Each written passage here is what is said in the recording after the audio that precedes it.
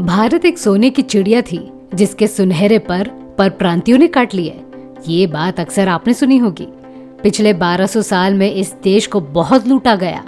गजनी, घूरी जैसे लुटेरों ने बहुत अधिक नुकसान किया। उनसे भी पहले हुन नामक प्रजाति ने भी इस देश को लूटा। जो कसर छूटी उसे मुगल, आदिल शाह, कुतुब शाह, गुजरात के सुल्तान, बंगाल के सुल्तानों ने पूरी कर दी।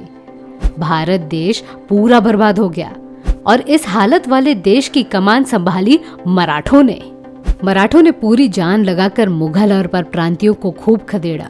उस दौर में ये कोई छोटी बात नहीं थी। मराठों का हिंदुस्तान बुझते हुए दिए के समान था। इस स्थिति में भी मराठों ने देश का दिया बुझने नहीं दिया।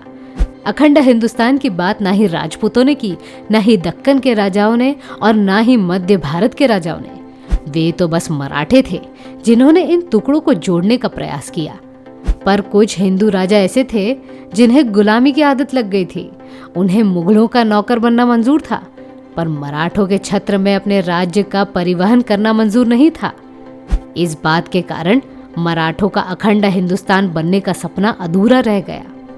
बाकी हिंदू राजाओं का साथ तो मिला नहीं, पर तकदीर ने भी अपना खेल खेला। उस खेल का नाम था अकाल, भुखमरी और सूखा।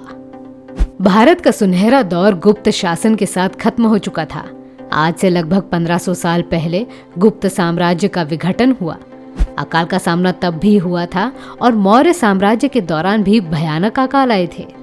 गुप्त साम्राज्य के आखिरी दौर में फाहियान नामक चीनी प्रवासी आया था।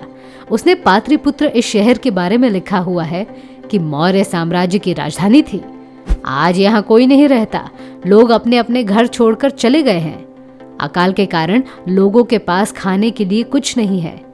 फाहियान ने मौर्य साम्राज्य का राजमहल के बारे में भी लिखा है। वो लिखता है कि ये राजभवन मौर्य साम्राज्य का है जो आज बड़े विकट स्थिति में है।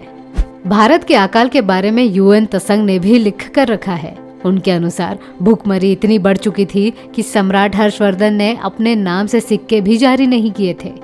वो अपने राज दरबारियों को और अधिकारियों को पगार के रूप में जमीन का टुकड़ा देते थे।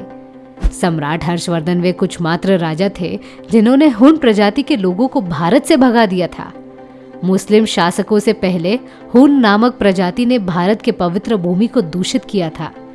उनके बाद तुर्की और मध्य एशिया से आए आक्रमणकारियों ने भरे अकाल में भी अपने प्यास को नियंत्रित नहीं किया। इसी कारण से भारत की आर्थिक स्थिति गंभीर होती रही। छोटे छोटे नगर थे जिनके रहवासी बड़े अमीर थे। जैसे राजा भोज के काल में प्रजा संपन्न थी। जब भी अकाल के समय कोई लड़ाई होती थी तो भुखमरी वाले शहरों से आए सैनिक मारे जाते थे। पर जहां बारिश की समस्या थी वहां इंसान का रहना भी मुश्किल हो चुका था। भारत में एक अकाल बड़ा मशहूर है जिसे ग्रेट फेमिन उर्फ दुर्गा देवी अकाल कहते हैं। इस प्रकार का अकाल 10 से 15 साल तक रहता था। मुगल काल में भी इस प्रकार के अकाल आए थे जिसका वर्णन शाहजहां के आत्मचरित्र शाहनामा में भी आता है।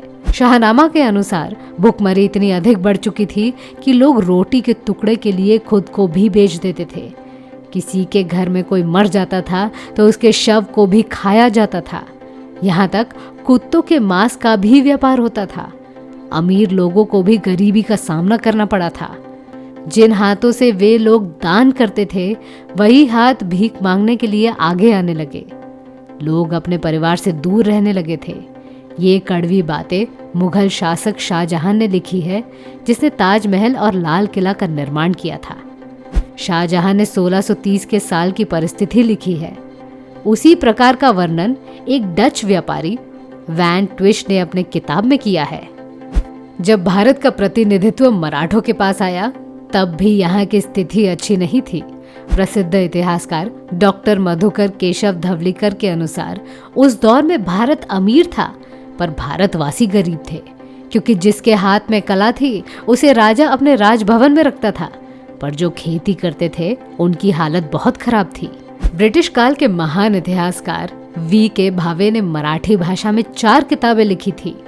मुसलमान पूर्व महाराष्ट्र खंड 1 और 2, शिवकालीन महाराष्ट्र, पेशवेकालीन महाराष्ट्र। उन्होंने अपनी किताब में उस दौर की महंगाई पर बहुत सी बातें लिखी है। उनके अनुसार पेशवा के ज़माने में 4 से 5 बार अकाल पड़ा था। उन्होंने 1720 के साल का बाजार भाव भी लिखा है, जो इस प्रकार है। स्क्रीन पर दिख रहे पेज में लेखक ने किलो की जगह पाइली लिखा है। एक पाइली लगभग 4 से 5 किलो के समान होता है। आपके दादा दादी ने भी पाइली में हिसाब किया होगा।